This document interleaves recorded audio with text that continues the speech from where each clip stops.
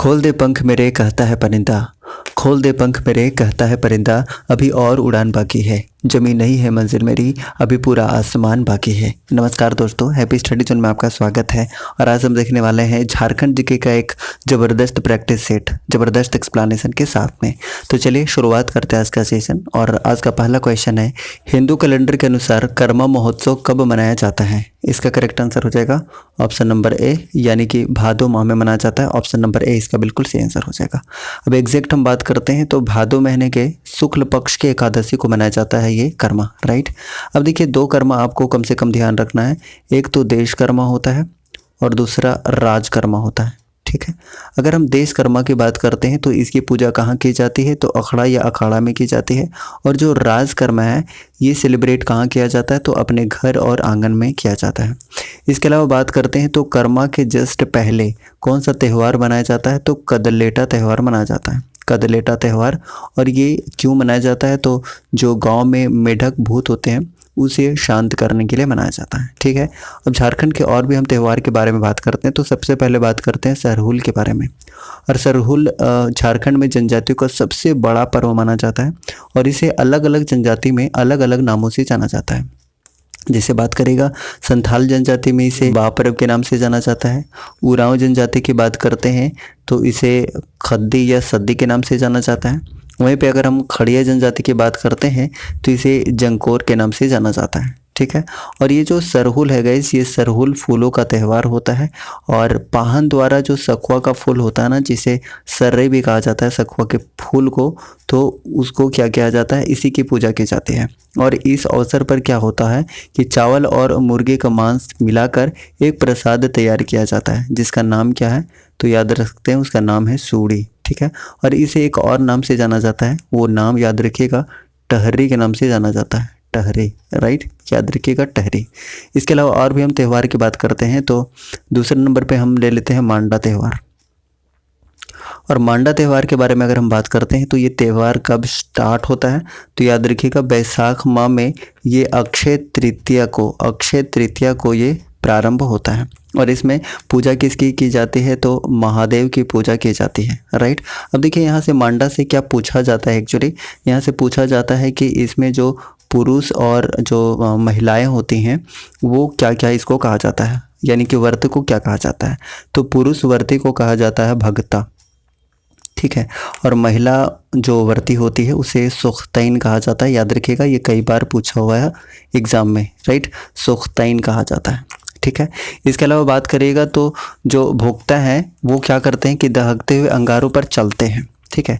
और इसे कहा जाता है, याद रखिएगा, फूल खूंदी कहा जाता है। और ये कई बार एग्जाम में पूछा हुआ कि फूल खूंदी किसे कहते हैं? तो जो अंगारों पर चला जाता है उसे फूल खूंदी के नाम से जाना जाता है। और उसके बाद फिर क्या होता है कि जागरण की रात में जो भक्ता होते हैं वो करते क्या है कि हवन की जो अग्नि शिखा है उसके ऊपर लटक जाते हैं, ठीक है। और लटका के उनको क्या किया जाता है? झुलाया जाता है। और उसे कहा जाता है धुआंसी, ठीक है, धुआंसी कहा जाता है। ये भी एग्जाम में पूछा हुआ है, ठीक है। अगला त्यौहार लेते हैं, मकर संक्रांति में मनाया जाता है टूसू। अगर हम टूसू की बात करते हैं तो मकर संक्रांति में मनाया जाता है, पहले बात ये याद रख लीजिए। और इस अवसर पर लड़कियां क्या करती हैं कि लकड़ी या बांस का फ्रेम रंगीन कागज से सजाती हैं। तो कम से कम इतना याद रखिएगा टूसू पर्व से कि ये मनाया कब जाता है? तो मकर संक्रांति के समय में मनाया जाता है, ये ज़्यादा इंपॉर्टेंट है। उसके बाद बात करते हैं सोहराई की। अगर हम सोहराई की बात करते हैं तो ये दीपावली के दूसरे दिन मनाया जाता है। और इसका जो संबंध है गई, संबंध पूछ लिया जाता है तो मवेशियों के धन से संबंधित है सोहराई त्यौहार। उसके बाद नेक्स्ट बात करते हैं चांडी, ठीक है। अगर हम चांडी पर्व की बात करते हैं तो ये उरांव जनजाति के द्वारा माघ पूर्णिमा के दिन मनाया जाता है, माघ पूर्णिमा के दिन मनाया जाता है। और महिलाएं जो होती हैं इसमें भाग नहीं लेते हैं। और एक चीज़ और यहाँ पर है कि जिस परिवार में कोई भी महिला सदस्य अगर गर्भवती होती हैं तो उस परिवार का कोई पुरुष सदस्य भी इस त्यौहार में भाग नहीं लेता है, ये भी काफ़ी इंपॉर्टेंट है। उसके बाद बात करते हैं वंदना पर्व की। अगर हम वंदना पर्व की बात करते हैं तो ये कार्तिक अमावस्या के दिन मनाया जाता है, ठीक है। और इसमें क्या होता है कि जो पालतू जानवर हैं उसे कपड़ा और गहना से सजाया जाता है, काफ़ी इंपॉर्टेंट है। उसके बाद फिर बात करते हैं हम रोहिणी त्यौहार की। अगर रोहिणी त्यौहार की हम बात करें तो ये झारखंड राज्य के कैलेंडर का प्रथम त्यौहार माना जाता है। और इस पर्व के द्वारा क्या होता है कि किसान क्या करते हैं कि अपने खेत में बीज बोने की परंपरा स्टार्ट करते हैं। ठीक है, उसके बाद एक और हम त्यौहार की बात करते हैं, देसावली। अगर हम देसावली पर्व की बात करते हैं, देसावली और जनी शिकार दोनों याद रखिएगा, ये दोनों ही जो त्यौहार हैं ये 12 वर्ष में एक बार मनाए जाते हैं और ये कई बार एग्जाम में पूछा है। इस तरीके से क्वेश्चन नंबर 1 का सही आंसर क्या हो गया, यानी कि कर्मा महोत्सव कब मनाया जाता है? तो करेक्ट आंसर है ऑप्शन नंबर ए, यानी कि भादो माह में मनाया जाता है। भादो माह में शुक्ल पक्ष के एकादशी को, ऑप्शन नंबर ए इसका बिल्कुल सही आंसर हो जाएगा। नेक्स्ट है क्वेश्चन नंबर 2, किसके नेतृत्व में 1874 के खरवार आंदोलन ने जोर पकड़ा था? इसका सही आंसर हो जाएगा ऑप्शन नंबर ए, यानी कि भागीरथ मांझी। अब देखिए, अगर भागीरथ मांझी के बारे में बात करते हैं तो ये गोड्डा जिले के तलडीहा गांव के रहने वाले थे, काफ़ी इंपॉर्टेंट है। उसके बाद अगर हम खरवार आंदोलन के बारे में बात करते हैं तो यहाँ से 2 चीज़ें आप याद रख सकते हैं कि खरवार आंदोलन का नेतृत्व किसने किया था? तो भागीरथ मांझी ने किया था। कब हुआ था अगर पूछ लिया जाए तो 1874 ईस्वी को हुआ था। ठीक है, अब बहुत सारे आंदोलन हुए हैं झारखंड में, तो सारे आंदोलन को हम एक एक करके देखते हैं। तो सबसे पहला आंदोलन का नाम आता है गाइस ढाल विद्रोह। ठीक है, अगर हम ढाल विद्रोह की बात करते हैं तो ये कब से कब तक हुआ था? तो 1767 से 77 तक चला था, यानी कि टोटल 10 वर्षों तक ये चला था। इसमें नेतृत्वकर्ता कौन थे? तो याद रखिएगा जगन्नाथ ढाल इसके नेतृत्वकर्ता थे। दमन किसने किया था? तो दमन इसमें 2 लोगों ने किया था, याद रखिएगा, लेफ्टिनेंट रूक और कैप्टन मॉर्गन ने किया था। ठीक है, ये ढाल विद्रोह हो गया पहला विद्रोह। उसके बाद हम दूसरा विद्रोह की बात करते हैं तो चुआर विद्रोह, याद रखिएगा। और चुआर विद्रोह कब से कब तक हुआ था? तो ये हुआ था 1769 से 1805। ठीक है, 1805। इसमें नेतृत्वकर्ता कौन थे? काफ़ी महत्वपूर्ण है इसमें, तो याद रखिएगा रघुनाथ महतो, श्याम गंजम। ठीक है, ये 2 लोग मुख्य रूप से इसके नेतृत्वकर्ता थे। और अगर बात करते हैं दमन की, तो दमनकर्ता कौन थे? तो 2 लोग इसमें दमनकर्ता मुख्य रूप से थे, एक लेफ्टिनेंट कुड्यार और मेजर क्राफ्ट। ये 2 लोग चुआर विद्रोह के नेतृत्वकर्ता नहीं बल्कि क्या थे? दमनकर्ता थे। ठीक है, अगर हम बात करते हैं चेरो विद्रोह की, तो चेरो विद्रोह कब से कब तक हुआ था? तो याद रखिएगा ये 1770 से 1818 ईस्वी तक चला था। अगर हम नेतृत्वकर्ता की बात करते हैं तो नेतृत्वकर्ता चित्रजीत राय, उसके बाद जयनाथ सिंह, राइट, और एक भोखन सिंह भी यहाँ पर नेतृत्वकर्ता थे। दमन की अगर हम बात कर लेते हैं दमन की, तो दमन यहाँ पर जैकब कैमक ने किया था। ठीक है, चलिए उसके बाद नेक्स्ट विद्रोह हमारे पास है भोक्ता विद्रोह। अगर हम भोक्ता विद्रोह के बारे में बात करते हैं तो ये कब से कब तक चला था? सबसे पहले तो 1770 से 71 ईस्वी तक चला था। नेतृत्वकर्ता की अगर बात की जाए तो याद रखिएगा जयनाथ सिंह इसके नेतृत्वकर्ता थे। अगर हम दमनकर्ता के बारे में बात करते हैं तो दमनकर्ता यहाँ पर कैप्टन जैकब कैमक थे। ठीक है, चलिए उसके बाद बात करते हैं घटवाल विद्रोह की। अगर हम घटवाल विद्रोह की बात करते हैं तो ये कब से कब तक चला था? सबसे पहले बात ये, तो ये चला था 1772 से 73। ठीक है, नेतृत्वकर्ता की अगर हम बात करते हैं तो यहाँ पे नेतृत्वकर्ता कौन थे? तो जितने भी घटवाल सरदार है वो सारे के सारे नेतृत्वकर्ता थे। दमन अगर पूछ लिया जाए तो दमन जैकब कैमक था, राइट। उसके बाद बात करते हैं पहाड़िया विद्रोह के बारे में। पहाड़िया विद्रोह की अगर हम ईस्वी बात करते हैं तो 1772 से 80 ईस्वी तक चला था। और 2 लोगों का नाम प्रमुखता से यहाँ पर आता है। सबसे पहले जो पाकुड़ के महेशपुर की रानी थी, रानी सर्वेश्वरी, उन्होंने नेतृत्व किया था। इसके अलावा जगन्नाथ ने भी यहाँ पर नेतृत्व किया था। दमनकर्ता अगर आपसे पूछ लिया जाए तो दमनकर्ता याद रखिएगा क्लीवलैंड था, क्लीवलैंड, राइट। चलिए नेक्स्ट बात करते हैं तिलका आंदोलन की। तिलका विद्रोह की अगर हम बात करते हैं तो ये कब से कब तक हुआ था? तो 1783 से 85 तक चला था। ठीक है, और इसमें नेतृत्वकर्ता कौन रहेंगे? तो तिलका मांझी इसमें नेतृत्वकर्ता थे।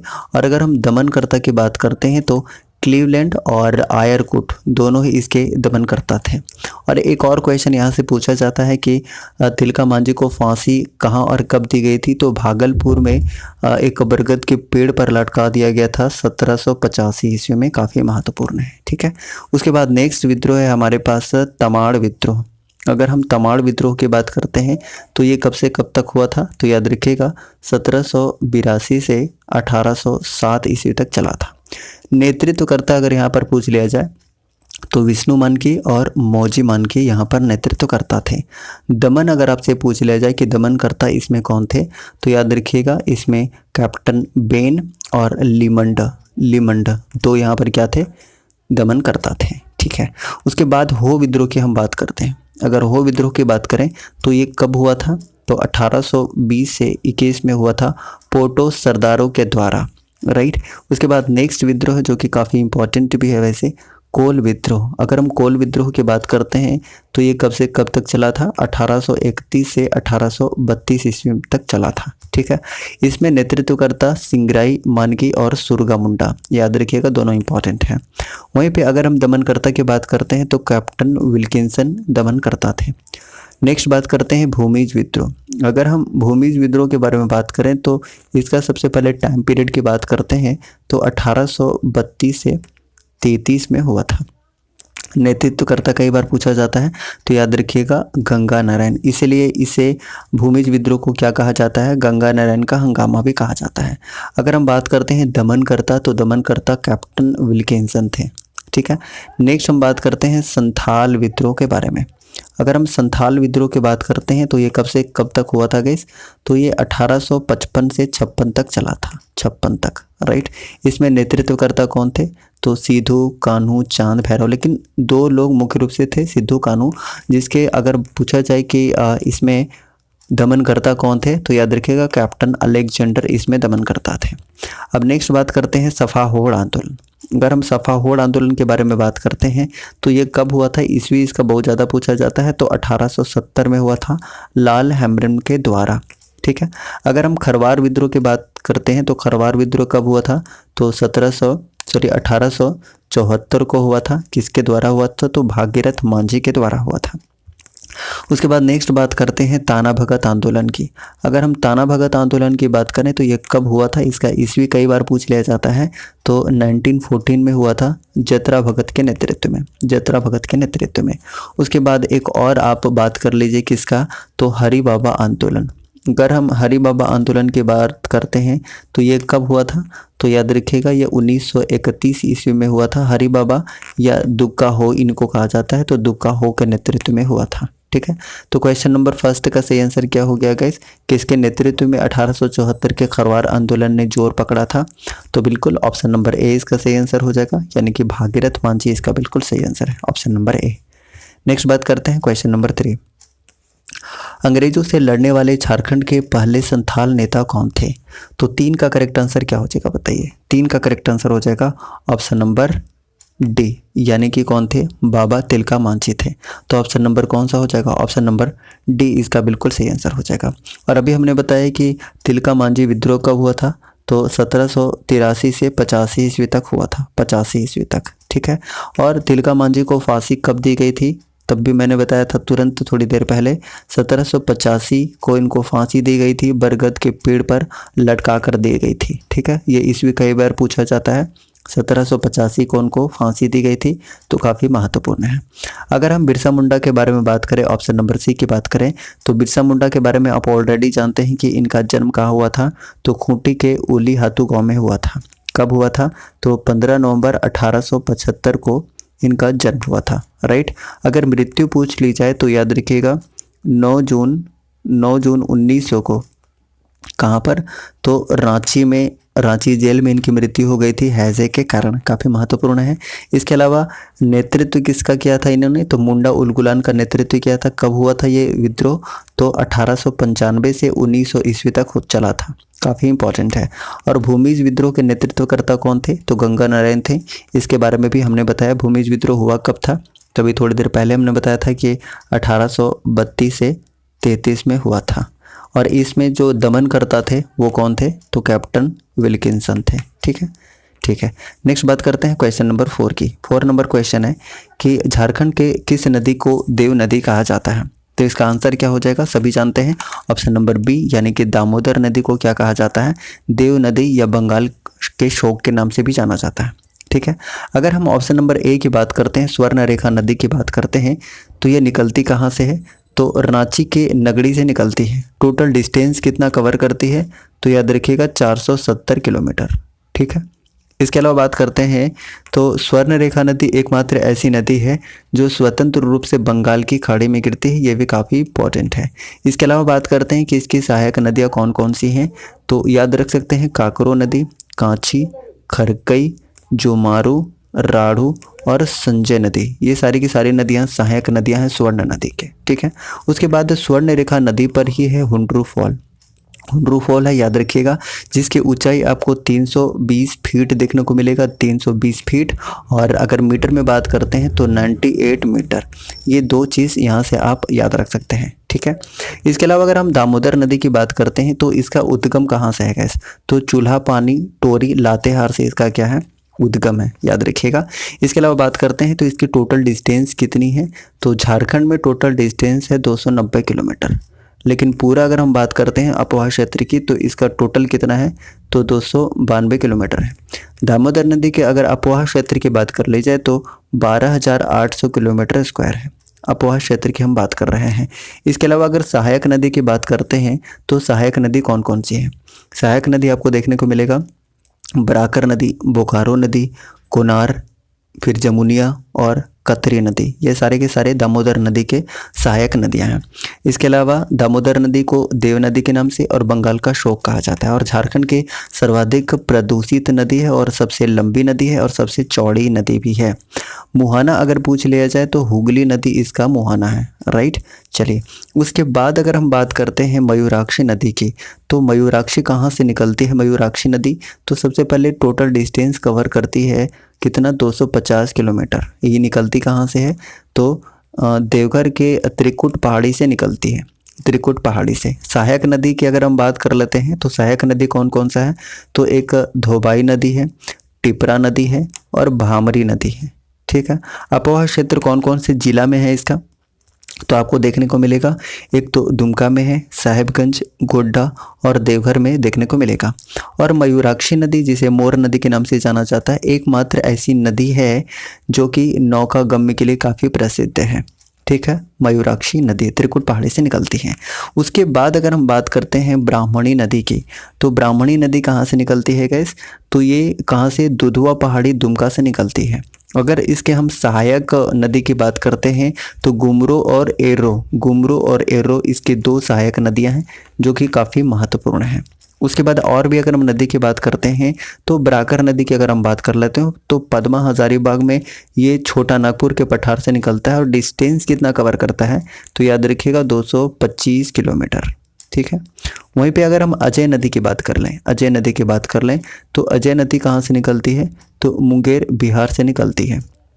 इसके सहायक नदी की अगर हम बात करते हैं तो सहायक नदी याद रखिएगा कम से कम दो। ठीक है, एक तो पत्रो और एक जयंती, इसकी दो सहायक नदियां हैं जो कि काफ़ी महत्वपूर्ण है। उसके बाद और भी नदी की बात करते हैं, जैसे गुमानी नदी का आपने नाम सुना होगा, ये कहाँ से निकलती है, तो राजमहल पहाड़ी से निकलती है। उसके बाद हम बात करते हैं बसलोई नदी की, तो बसलोई नदी की अगर बात कर ली जाए तो बांस पहाड़ी गोड्डा से इसका उद्गम है। अगर इसका मुहाना की बात करें तो गंगा नदी इसका मुहाना है। ठीक है, आगे और भी बात करते हैं दक्षिणी कोयल नदी की, तो दक्षिणी कोयल नदी कहाँ से निकलती है, नगड़ी रांची, जहाँ से स्वर्णरेखा नदी निकलती है। अगर इसकी हम बात करते हैं टोटल डिस्टेंस की तो 470 किलोमीटर डिस्टेंस कवर करती है। और सहायक नदी की बात करते हैं तो मुख्य सहायक नदी है दक्षिणी कोयल की कारो नदी। ठीक है, और एक इम्पॉर्टेंट चीज़ यहाँ से याद रखिएगा कि शंख नदी से मिलकर ये ओडिशा में ब्राह्मणी नदी के नाम से जानी जाती है, ब्राह्मणी नदी के नाम से। ठीक है, जिसके बारे में हमने बताया कि दुधवा पहाड़ी दुमका से निकलती है। इसके अलावा बात करते हैं शंख नदी की। अगर हम शंख नदी की बात करते हैं तो शंख नदी कहाँ से निकलती है, ठीक है, तो शंख नदी निकलती है गुमला के चैनपुर से। ठीक है, चैनपुर के गुमला से निकलती है और कितना किलोमीटर डिस्टेंस ये कवर करती है, तो 240 किलोमीटर ये डिस्टेंस कवर करती है। मुहाना कहाँ हो जाएगा, तो दक्षिणी कोयल इसका मुहाना हो जाएगा, काफ़ी महत्वपूर्ण है। कुछ उपनाम की बात करते हैं तो उपनाम से भी क्वेश्चन पूछा जाता है, जैसे पुनपुन नदी का आपने नाम सुना होगा, जिसका हजारीबाग के पठार से उद्गम है गाइस। ठीक है, तो पुनपुन नदी को किस नाम से जाना जाता है, तो कीकट के नाम से जाना जाता है और बामा गति के नाम से जाना जाता है, दो नामों से जाना जाता है उपनाम की अगर हम बात कर रहे हैं। वहीं पे अगर हम सकरी नदी की बात करते हैं तो सकरी नदी का उपनाम क्या है, तो सुमा गधी और उसके बाद फाल्गु नदी के बारे में हम अगर बात करते हैं तो अंतः सलीला के नाम से जाना जाता है, ठीक है। वहीं पे अगर हम दामोदर नदी की बात करते हैं तो दो उपनाम से इसको जाना जाता है, याद रखिएगा, एक तो देव नदी के नाम से और दूसरा बंगाल का शोक कहा जाता है। मयूराक्षी नदी के बारे में शुरुआत में ही हमने बताया था कि मयूराक्षी नदी को क्या कहा जाता है, तो मोर नदी के नाम से भी जाना जाता है, जो कि नौकागम्य के लिए काफ़ी प्रसिद्ध है। निकलती कहाँ से? त्रिकुट पहाड़ी देवघर से निकलती है, ठीक है। क्वेश्चन नंबर 5 की, जनी शिकार त्यौहार कितने वर्षों के अंतराल में मनाया जाता है? तो इसका करेक्ट आंसर हो जाएगा ऑप्शन नंबर सी, यानी कि 12 वर्ष के अंतराल में मनाया जाता है। और हमने बताया था कि एक देशावली और जो जनी शिकार है, दोनों ही त्यौहार 12 वर्ष के अंतराल में मनाए जाते हैं। तो ऑप्शन नंबर सी इसका बिल्कुल सही आंसर हो जाएगा। नेक्स्ट बात करते हैं क्वेश्चन नंबर 6 की। 6 नंबर क्वेश्चन है, मांडा या मंडा एक अहम त्यौहार है जिसे निम्नलिखित में से किस राज्य में मनाया जाता है?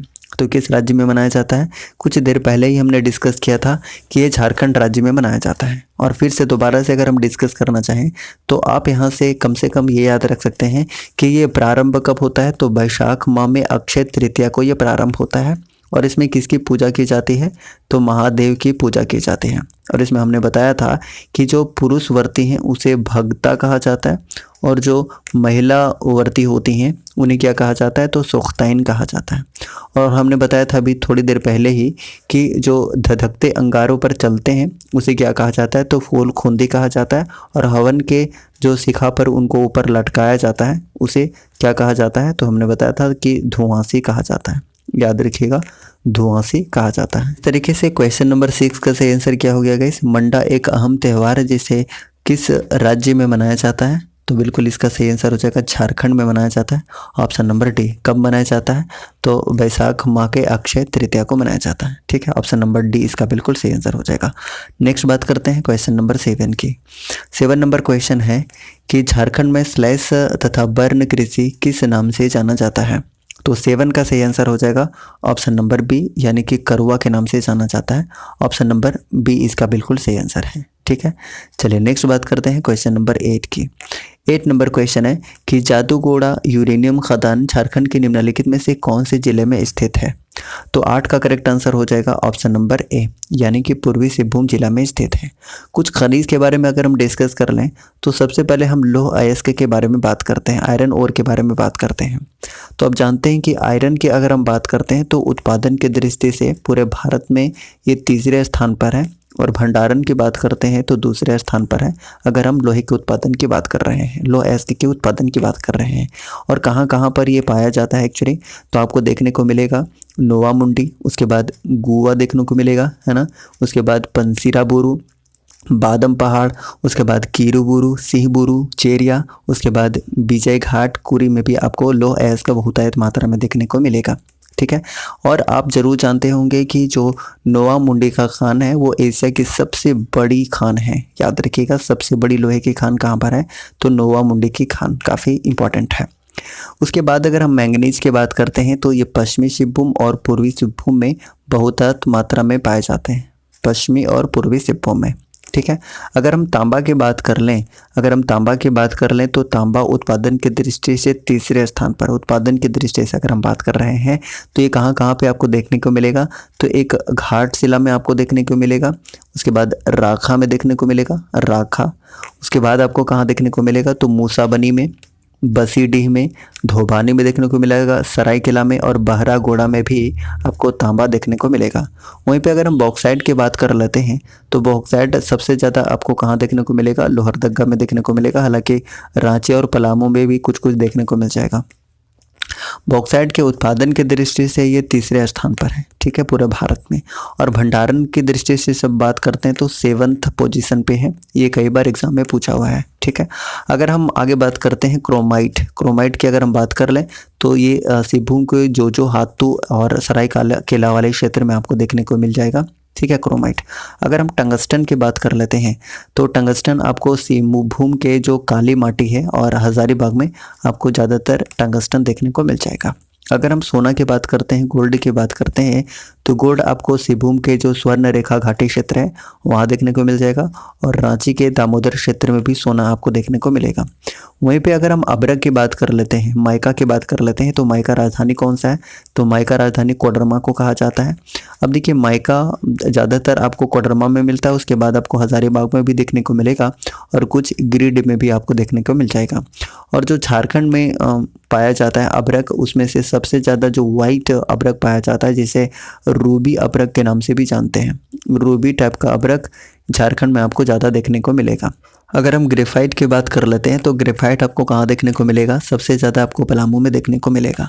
और प्रमुख खान इसके कौन कौन से हैं? तो याद रखिएगा, एक तो बारामार है, उसके बाद कोजरूम है, और एक और है गाइस, याद रखिएगा, बारेसनर। ये 3 हैं जो प्रमुख खदान हैं ग्रेफाइट के।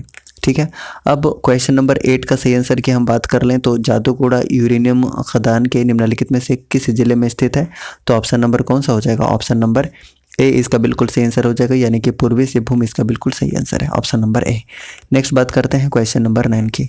9 नंबर क्वेश्चन है, रामगढ़ कांग्रेस अधिवेशन कब आयोजित किया गया था? इसका आंसर हो जाएगा ऑप्शन नंबर ए, यानी कि 1940 में आयोजित किया गया था। और 1940 में भी कब? तो याद रखिएगा 19 से 20 मार्च याद रख सकते हैं। इसके अलावा और भी इंफॉर्मेशन की अगर हम बात करते हैं तो यहाँ से याद रख सकते हैं। तो सबसे पहली बात तो यही याद रखिए कि 19 से 20 मार्च तक ये चला था 1940 ईस्वी में। और ये कौन से क्रम का था? तो ये 53वां अधिवेशन था। ठीक है, 53वां अधिवेशन था। ये कई बार एग्जाम में पूछा हुआ है, तो यहाँ से कम आप ये याद रख सकते हैं। अध्यक्षता किसने की थी? तो यहाँ पर याद रखिएगा अबुल कलाम आज़ाद ने इसकी अध्यक्षता की थी। स्वागत समिति के अध्यक्ष कौन बनाए गए थे? तो डॉक्टर राजेंद्र प्रसाद स्वागत समिति के अध्यक्ष बनाए गए थे, काफ़ी महत्वपूर्ण है। इसके अलावा बात करते हैं तो हुआ क्या था कि सुभाष चंद्र बोस ने अखिल भारतीय समझौते सम्मेलन का आयोजन किया था, जिसके परिणाम स्वरूप क्या हुआ था गाइस कि 1939 में क्या हुआ कि फॉरवर्ड ब्लॉक की स्थापना की गई थी। ठीक है। इसके अलावा और भी याद रखना चाहें यहाँ से, तो आपने एम.एन. रॉय का नाम सुना होगा। तो एम.एन. रॉय ने क्या किया था कि रेडिकल डेमोक्रेटिक पार्टी की स्थापना की थी। ठीक है। इसके अलावा बात करते हैं तो इस अधिवेशन के दौरान जो महात्मा गांधी हैं, महात्मा गांधी वो कब? तो याद रखिएगा 19 मार्च 1940 ईस्वी को इन्होंने रामगढ़ में क्या किया था कि खादी ग्रामोदय प्रारंभ किया था। ये काफ़ी महत्वपूर्ण है। ठीक है। कौन सा अधिवेशन था? तो 53वां अधिवेशन था। ये बहुत ही ज़बरदस्त पूछा जाता है, कई बार एग्जाम में पूछा गया है। तो क्वेश्चन नंबर 9 का आंसर क्या हो गया? रामगढ़ अधिवेशन कब आयोजित किया गया था? तो ऑप्शन नंबर ए इसका बिल्कुल सही आंसर है, यानी कि 1940 इसका बिल्कुल सही आंसर हो जाएगा, ऑप्शन नंबर ए। नेक्स्ट बात करते हैं क्वेश्चन नंबर 10 की। 10 नंबर क्वेश्चन है, झारखंड में सर्वाधिक सिंचाई तालाब से किस जिले में होती है? तो इसका करेक्ट आंसर हो जाएगा गाइस ऑप्शन नंबर ए, यानी कि देवघर में सर्वाधिक तालाब से सिंचाई होती है। अब देखिए, हम सिंचाई की बात करते हैं तो सबसे पहले हम बात करते हैं देखिए कुआं की। तो कुआं की अगर हम बात करते हैं तो सबसे ज़्यादा गुमला और गिरिडीह में होता है। गुमला और गिरिडीह में कुएं से सिंचाई सबसे ज़्यादा होता है, सर्वाधिक होता है। प्रतिशत के हिसाब से बात करेगा तो 29.38% जो सिंचाई है वो कुएं से होती है झारखंड में। ठीक है। इसके अलावा और भी बात करेगा, जैसे तालाब की अगर हम बात कर लेते हैं तो तालाब में सबसे शीर्ष पर कौन है? तो ये देवघर है। तालाब में सबसे ज़्यादा सिंचाई कहाँ पर? तो देवघर जिले में होती है। अगर हम परसेंटेज की बात करते हैं तो कितना परसेंट? तो 19.07%, राइट। उसके बाद हम बात कर लेते हैं कि नहर से। ठीक है। अगर हम नहर से बात करते हैं तो नहर में सबसे ज़्यादा सिंहभूम में आपको देखने को मिलेगा, सिंहभूम और सरायकेला वाला क्षेत्र में, राइट। और ये कितना प्रतिशत अगर बात कर लेते हैं तो याद रखिएगा 17.53%। ठीक है। वहीं पे अगर हम नलकूप की बात कर लेते हैं, नलकूप की, तो नलकूप से आपको देखने को मिलेगा कहाँ पर? तो लोहरदगा में आपको ज़्यादातर देखने को मिलेगा नलकूप से। ठीक है। प्रतिशत के हिसाब से बात करेगा तो 8.28% यहाँ पर जो सिंचाई होती है वो नलकूप से होती है लोहरदगा में, याद रखिएगा। देखिए, सारी चीज़ों को याद रखने के लिए एक छोटा सा ट्रिक आप देख सकते हैं। जैसे मान के चलिए कि ये एक क्या है? कुआं है। ठीक है, ये एक कुआं है। अगर इस कुएं में कोई गिरेगा, अगर कोई गिरेगा तो क्या हो जाएगा? गुम हो जाएगा। अगर कोई गिरेगा तो क्या हो जाएगा? गुम हो जाएगा, यानी कि इस कुएं में जो भी गिरेगा वो गुम हो जाएगा। मतलब क्या हुआ कि जी से गुमला और जी से गिरिडीह। तो कुएं से आप याद रख सकते हैं कि 2 जिले में सबसे ज़्यादा सिंचाई कहाँ कहाँ, तो गुमला और गिरिडीह में, आप इतना याद रख सकते हैं। इसके अलावा हम बात करते हैं कि तालाब से सबसे ज़्यादा कहाँ पर होगा, तालाब से। तो तालाब से देखिए आप कैसे याद रखना चाहेंगे, तो तालाब के किनारे कौन सा पूजा होता है गाइस, तो छठ पूजा, आप जानते हैं ना, छठ पूजा होता है। अब जब भी हम पूजा की बात कर रहे हैं, मंदिर का बात कर रहे हैं, तो तुरंत दिमाग में क्या आता है, देवघर तुरंत दिमाग में आता है। तो देवघर बात तुरंत में आ रहा है, तो तालाब से रिलेटेड कौन सा हो जाएगा, ये देवघर हो जाएगा। तालाब से तुरंत आपके माइंड में आना चाहिए छठ, छठ से आपके दिमाग में आना चाहिए पूजा, और पूजा से मंदिर वगैरह, और मंदिर ज़्यादातर आपको देवघर में देखने को मिलेगा। तो इस हिसाब से आप कह सकते हैं कि तालाब में सबसे ज़्यादा सिंचाई कहाँ पर होती है तालाब से, तो देवघर में होती है। ठीक है। उसके बाद देखिए अगर आप नलकूप की बात करिएगा, तो हम नलकूप के बारे में अगर आपसे बात करना चाहें, तो आप जानते हैं कि नलकूप अगर ये नल है गाइस, अगर ये नल है, तो आप देखिए क्या कि ये जो नल बना होता है ये लोहे का बना होता है ये नहीं, बिल्कुल लोहे का नलकूप बना होता है। तो आप देख सकते हैं कि लोहा आ रहा है, लोहा से क्या हो जाएगा, लोहरदगा हो जाएगा, नहीं हो जाएगा, बिल्कुल लोहरदगा हो जाएगा। ठीक है, लोहरदगा हो जाएगा। तो लोहरदगा किससे हो जाएगा, नलकूप से हो जाएगा। तो आप ऐसे कोरिलेट करके चीज़ों को याद कर सकते हैं। और नहर से आप डायरेक्ट याद रख लीजिए कि सिंहभूम और सरायकेला वाले क्षेत्र में होता है। ठीक है गाइस, इस तरीके से 10 नंबर क्वेश्चन का आंसर क्या हो गया कि सर्वाधिक सिंचाई तालाब से कहाँ पर होगी, तो तालाब तुरंत दिमाग में आना चाहिए छठ, छठ से आना चाहिए मंदिर, मंदिर मतलब पूजा, तो कहाँ से संबंधित हो सकता है, ऑप्शन नंबर ए देवघर इसका बिल्कुल सही आंसर हो जाएगा। So option number A is correct one. Next बात करते हैं क्वेश्चन नंबर 11 की। जपला निम्नलिखित में से किस उद्योग के लिए प्रसिद्ध है, इसका सही आंसर आपको क्या करना है, कमेंट बॉक्स में देना है। इसका सही आंसर बताइए क्या होगा, सीमेंट के लिए, लौह एवं इस्पात उद्योग के लिए, कोयला के लिए, या बॉक्साइट के लिए। चारों में से एक करेक्ट आंसर आपको कमेंट बॉक्स में टाइप करना है। इस तरीके से आज का सेशन हमने कंप्लीट कर लिया है। अगर आपको सेशन पसंद आया तो प्लीज़ लाइक कीजिएगा, और चैनल पर नए हैं तो प्लीज़ चैनल को सब्सक्राइब करके बेल आइकन को प्रेस कीजिएगा, ताकि आपको न्यू वीडियोज़ का नोटिफिकेशन बिल्कुल सही समय पर मिलता रहेगा। Thank you so much. जय हिंद।